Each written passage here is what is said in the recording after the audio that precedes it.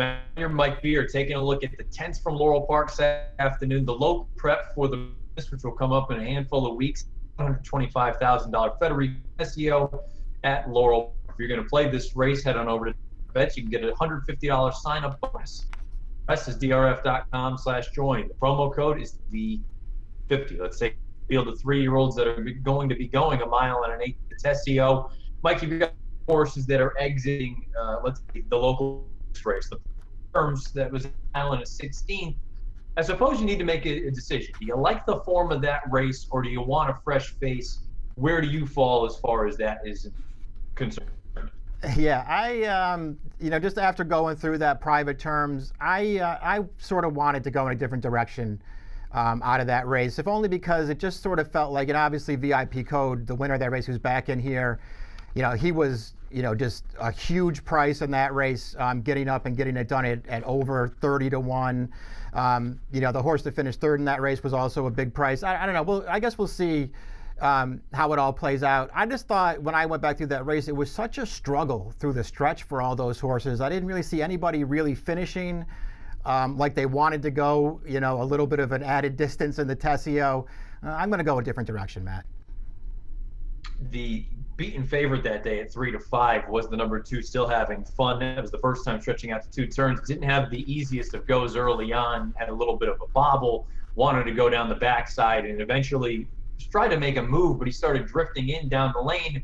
Is the knock against the horse like this more a matter of ability, or are you concerned about the distance? Yeah, I'm just concerned about the distance. I don't really have any concerns about his ability. I think he's actually a good horse. And in a lot of ways, at least as of now, I think he just might be the best horse in the field. I'm just terrified of him taking on added distance in this race. Even when he won the Miracle Wood 2 starts back, I don't know, man. He didn't look to me like a horse who was, really relishing getting the mile that day. He got it done because Old Time Revival went a fast pace and got really tired. And then last time, I didn't see enough of a finish. I want to give him an excuse for that race because he did have early trouble in there, and he looked like a little bit of a difficult horse to ride. I don't know how far he wants to go, though.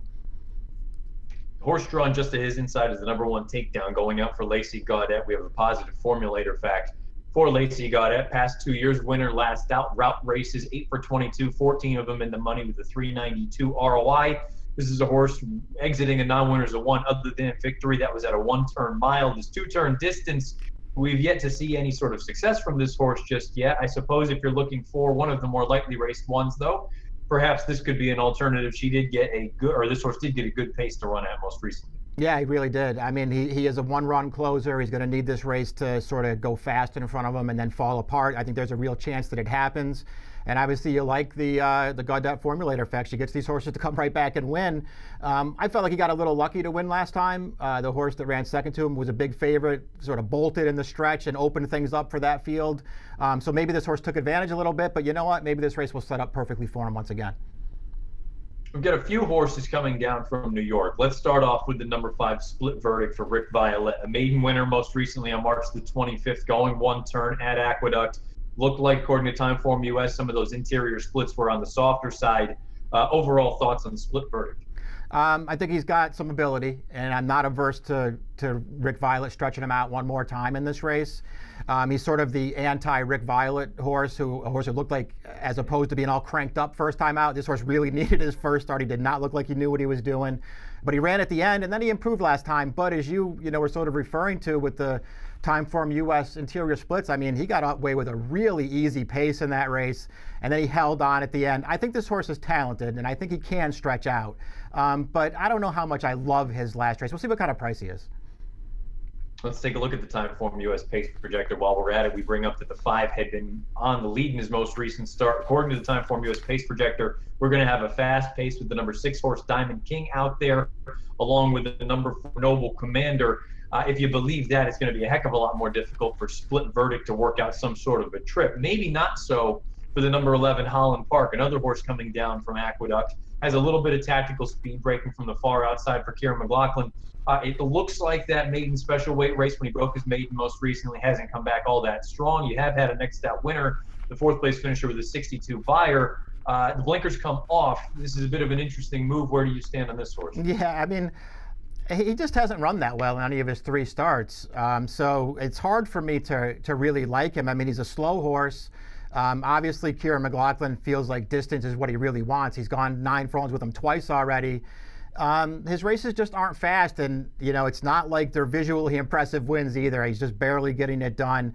He's got a really nice pedigree. He wants to go long. There is always the chance that this horse is just going to keep getting better through racing. So far, based on what he's done on the track, though, I just don't see that he's good enough to beat this field. I don't really want him in this race. Of the horses shipping in from New York, perhaps it's as simple as looking for a horse that has a big Beyer speed figure and a big time form US rating. That's the number 8 American Lincoln going out for Linda Rice. The concern that I have, and the question I have for you, you are the NYRA analyst, where the heck did that race come from? Because this horse has never done anything close to that in his career before. Yeah, I wish I knew where that race came from. I have no idea how he ran the race that he did. 2 starts back, he was in that Holland Park race we were just talking about. I mean, that was a real struggle in the stretch. This horse was right there with a clear shot to win it, and he got very tired at the end of that race, almost like there was no way he could get 9 furlongs. He comes right back in his next start, and he wins by 20 over the same distance. I don't know where that race came from. If he backs it up, he's one of the major contenders in this race. I want to see him do it again, though.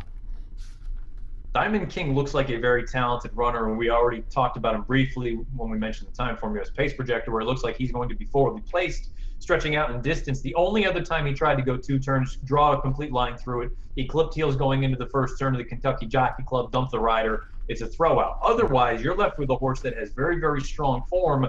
Do you have any concerns about this additional distance with him? Yeah, I wonder how far he wants to go, but I agree with you. I mean, you just look at his races outside of the Kentucky Jockey Club where he lost his rider. I mean, where's the bad race that he's run? He's run well in all of his starts.